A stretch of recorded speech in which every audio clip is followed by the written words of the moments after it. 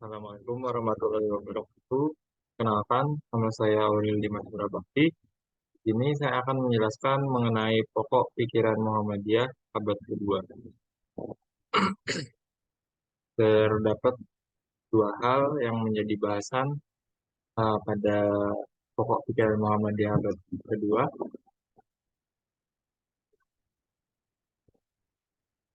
Pertama, pernyataan pikiran pergerakan Muhammadiyah abad kedua. Menurut Haidar Nasir pada tahun 2017, terdapat 6 pernyataan pikiran pergerakan Muhammadiyah abad kedua, yaitu syukuran, refleksi satu abad, pandangan keislaman, wawasan kebangsaan dan kemanusiaan, agenda abad kedua, dan juga penutup. Pertama mengenai kesyukuran. Satu abad merupakan tonggak sejarah yang penting bagi Muhammadiyah dalam ikhtisar mengemban misi dakwah dan tajdid di tengah lintasan zaman yang penuh dengan gelora. Dalam rentang 100 tahun Muhammadiyah, telah berjuang mencerdaskan kehidupan umat, bangsa, dan peradaban manusia serta semesta. Perjuangan Muhammadiyah akhirnya memperoleh pengakuan masyarakat luas sebagai gerakan Islam yang menorehkan tinta emas pembaruan di Indonesia. Refleksi satu abad. Muhammadiyah sejak berdiri tahun 1912 menegaskan diri sebagai gerakan Islam yang berjuang menyebarluaskan dan memajukan ajaran Islam di Indonesia yang diilhami Allah firman Allah Subhanahu wa taala dalam surat Ali Imran 104. Dalam kehidupan kebangsaan Muhammadiyah telah berkiprah melewati berbagai fase zaman yang syarat dinamika yang dihadapi dengan penuh keikhlasan dan perjuangan tanpa kenal lelah. Di era kolonial, Muhammadiyah berperan dalam pergerakan kebangkitan kebangsaan kemerdekaan Indonesia. Menjelang dan pada awal kemerdekaan, Muhammadiyah berperan aktif dalam meletakkan fondasi negara-negara yang berlandaskan Pancasila serta UUD 1945. Pada masa Orde Lama, Muhammadiyah istiqomah dalam menegakkan negara Republik Indonesia agar tetap berada dalam koridor konstitusi dan cita-cita kemerdekaan, sertai usaha-usaha modernisasi sosial untuk mencerdaskan kehidupan bangsa. Di era Orde Baru, Muhammadiyah terus kiprah dengan kerja-kerja kemasyarakatan untuk memajukan kehidupan bangsa, disertai sikap hikmah dalam menghadapi situasi politik nasional. Pada era reformasi, Muhammadiyah menjadi pilar penting masyarakat madani atau civil society dan mempelopori era baru Indonesia yang demokratis, menghargai hak asasi manusia, berwawasan kemajemukan, serta bersikap responsif dan kritis kepada pemerintah sesuai dengan kepribadian Muhammadiyah. Pergerakan Muhammadiyah dalam lintasan satu abad itu merupakan perwujudan dan kebaruan tajdid yang dipelopori oleh Kiai Haji Ahmad Dahlan selaku diri gerakan Islam ini.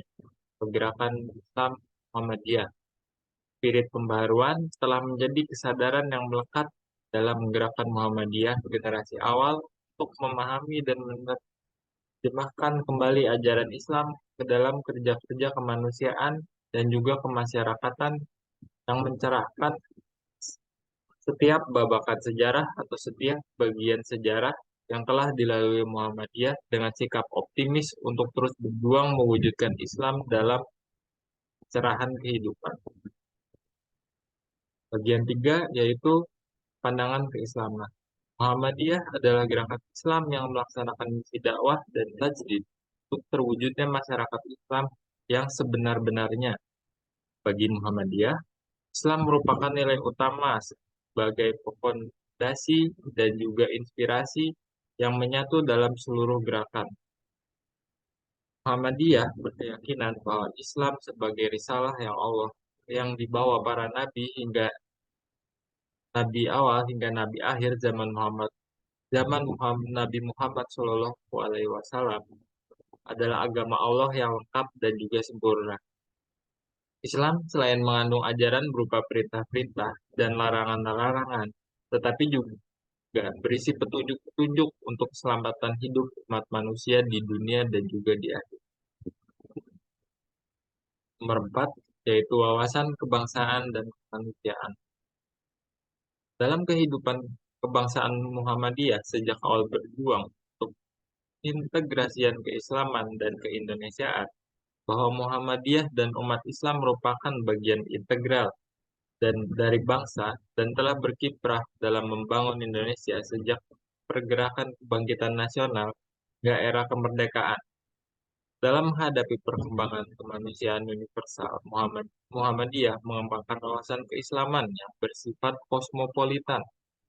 Kosmopolitanisme merupakan kesadaran tentang kesatuan masyarakat seluruh dunia dan umat manusia yang melampaui sekat-sekat etnik, golongan, kebangsaan, dan agama.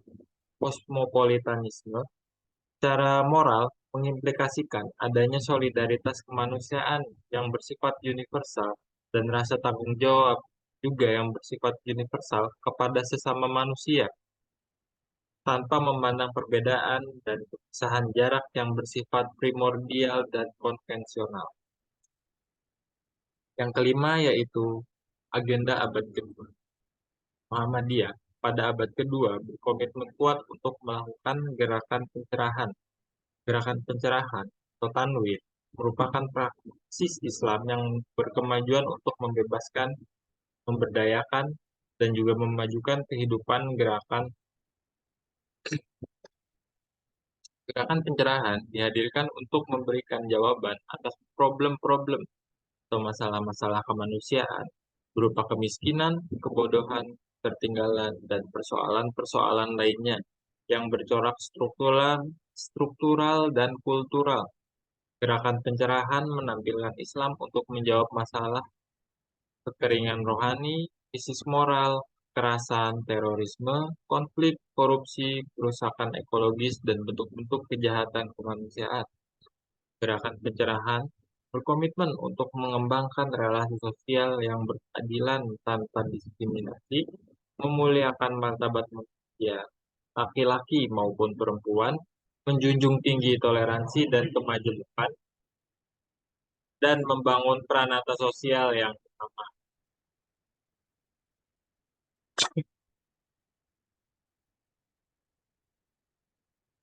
Nomor 6, penutup.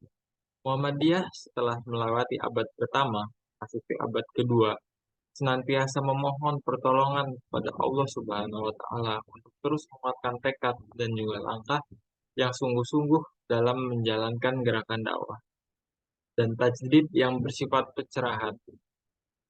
Gerakan pencerahan dilakukan melalui proses transformasi yang bersifat membebaskan, mencerahkan, dan memajukan kehidupan.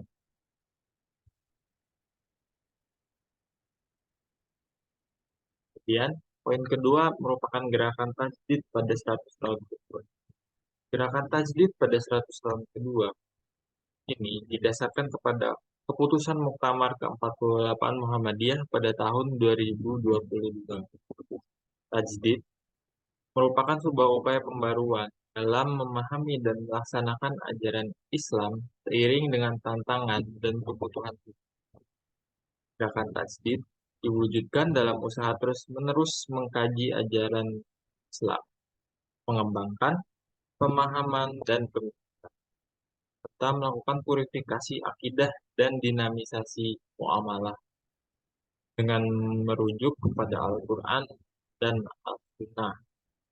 Pelaksanaan tajdid juga ditunjukkan dalam usaha mentransformasi pemikiran-pemikiran maju ke dalam bentuk lembaga, misalnya majelis tarjih dan tajdid yang kegiatannya menggambarkan proses ijtihad dalam memproduksi fatwa-fatwa dan mengembangkan pemikiran-pemikiran keagamaan dalam arti yang luas. Dalam praksisnya, tajdid juga diwujudkan dengan usaha memajukan lembaga-lembaga amal seperti pendidikan, kesehatan sosial, kesehatan, pelayanan sosial, dan juga ekonomi agar mampu menjawab tantangan zaman yang bervariasi dan menjadikan umat Islam semakin maju pada saat ini dan juga ke depannya. Secara umum, tajdid bertujuan untuk memperbarui cara berpikir dan kehidupan umat agar lepas dari kondisi keterbelakangan dan juga kelemahan akibat kemiskinan ilmu, kemunduran budaya, dan kemerosotan akhlak atau penurunan akhlak. Itulah beberapa hal yang bisa saya persampaikan. Terima kasih atas kesempatannya.